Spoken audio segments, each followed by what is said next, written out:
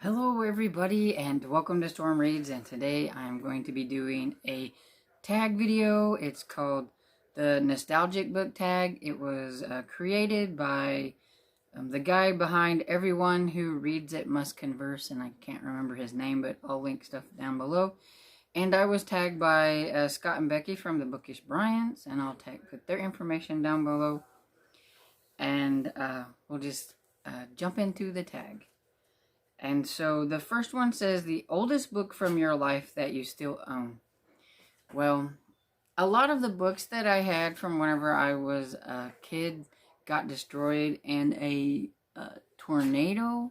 So I don't really have any of those. I used to have Goodnight Moon, I remember that one, and some Ramona books and things like that I still had, but yeah, they got destroyed.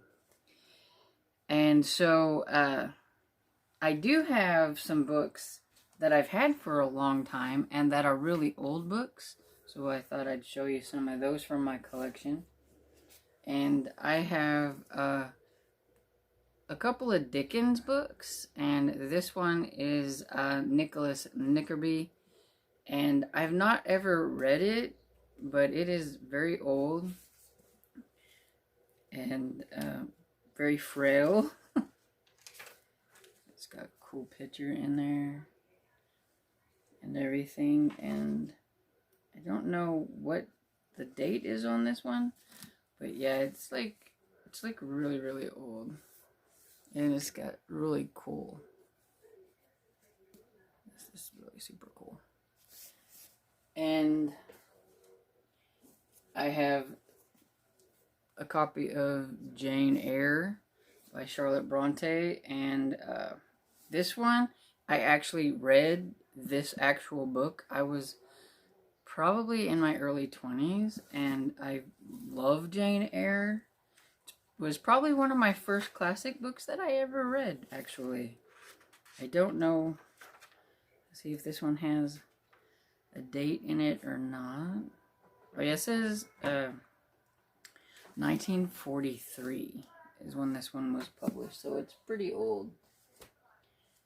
And I also have this one, which is, if you can see it, but it's Moby Dick by Herman Melville. And again, not ever read this.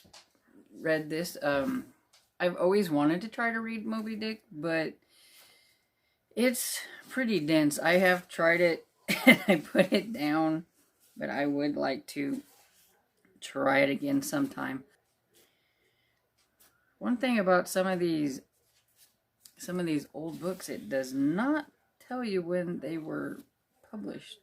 So I don't know how old this is, but it is very fragile, very old, and just one of my treasured classic books, because I used to collect a whole bunch, and I have quite a few books downstairs, and so I just thought I'd bring up a few to show you. Maybe one of these days I will be brave and try this. Maybe if I try it on audio. I don't know.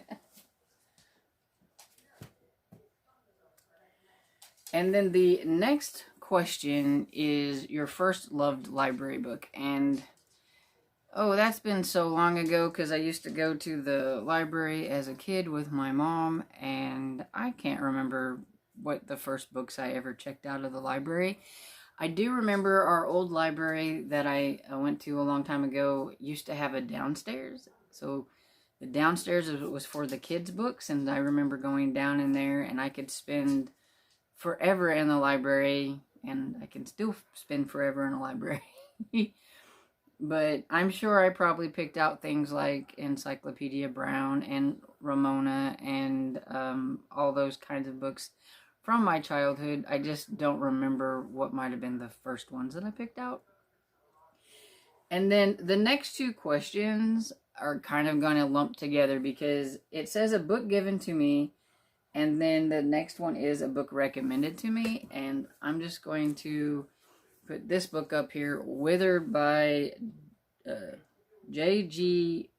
Passarella. Not sure if I'm saying that right, but this was a book given to me by my friend Barb, and she's been wanting me to read this, and I haven't read it yet. So maybe 2021 will be the year that I read this book, because I need to read more of books that have been given to me.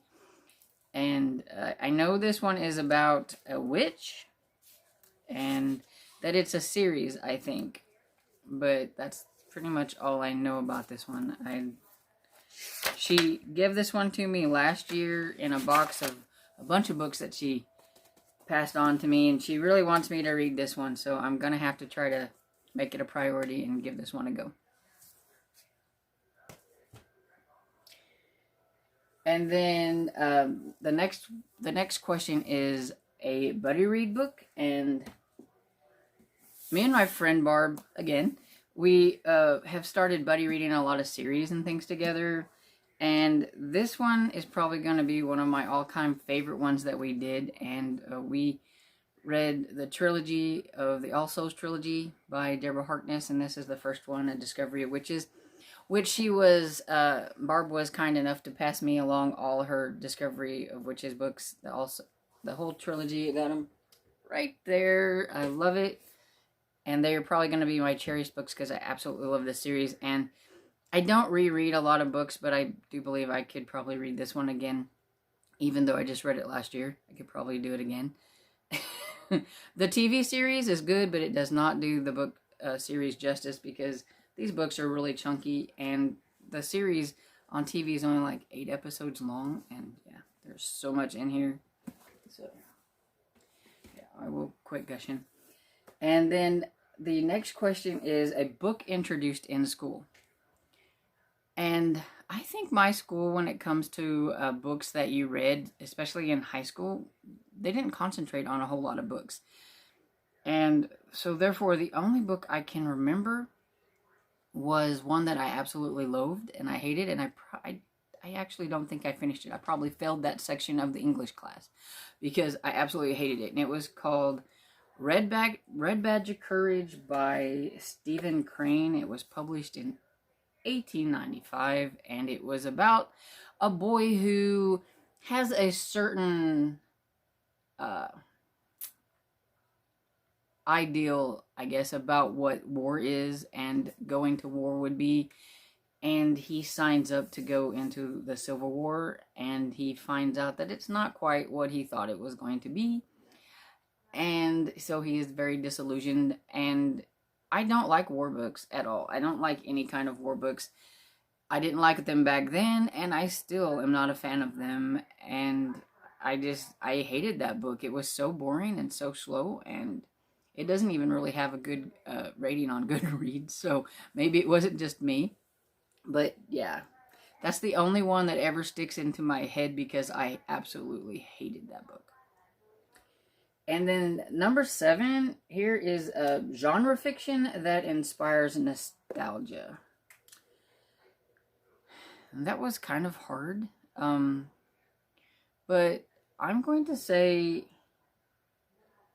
actually, horror, romance, and mystery are still genres that I read now, but they make me think of my mom a lot as well. She has passed on. It's been about 19 years now, but she's the one that inspired book love, and so almost any kind of genre would make me think of my mom. But my mom liked horror, she liked romance, and she liked mysteries, and I still like all 3 of those today.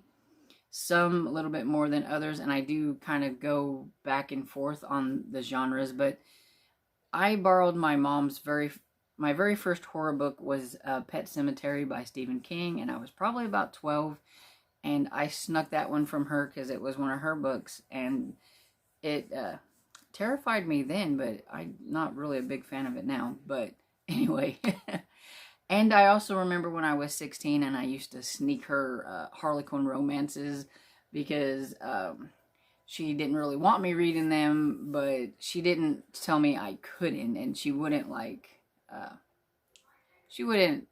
dissuade me from reading them, but she didn't want me to really read that kind of, steamy stuff that is in Harlequins. But I did it anyway. And so yeah, so Harlequin books are really big in my memory of romance genre whenever I was young. And my mom also loved mysteries, and she would always pick out a lot of crime and mystery book series from the library, and we talked about books. And so yeah, so any kind of books that surround memories of my mom give me big nostalgia. The next one is literary work that inspires nostalgia, and I don't have anything for that because I don't really like to read literary fiction, and nothing really comes to mind when I think about literary fiction, so I just don't have an answer for that. And then a spiritual text that inspires nostalgia, and I have to go with like the Bible. Here's my little version. This is the New Testament that I probably got when I was in college when the Gideon people would give out Bibles and stuff. And I've grown up in a religious home, and the Bible that I used to have got destroyed in that tornado, and I've just never replaced it because it's easy to read the Bible on my Kindle. I actually listen to the audiobook every night before I go to bed, but I do have a little bit of a nostalgia here, and it's a bit of a chunker. But this was our family Bible, and I was glad that we got to save it out of the tornado when we were looking for things. It didn't get very damaged, but yeah, we've had this.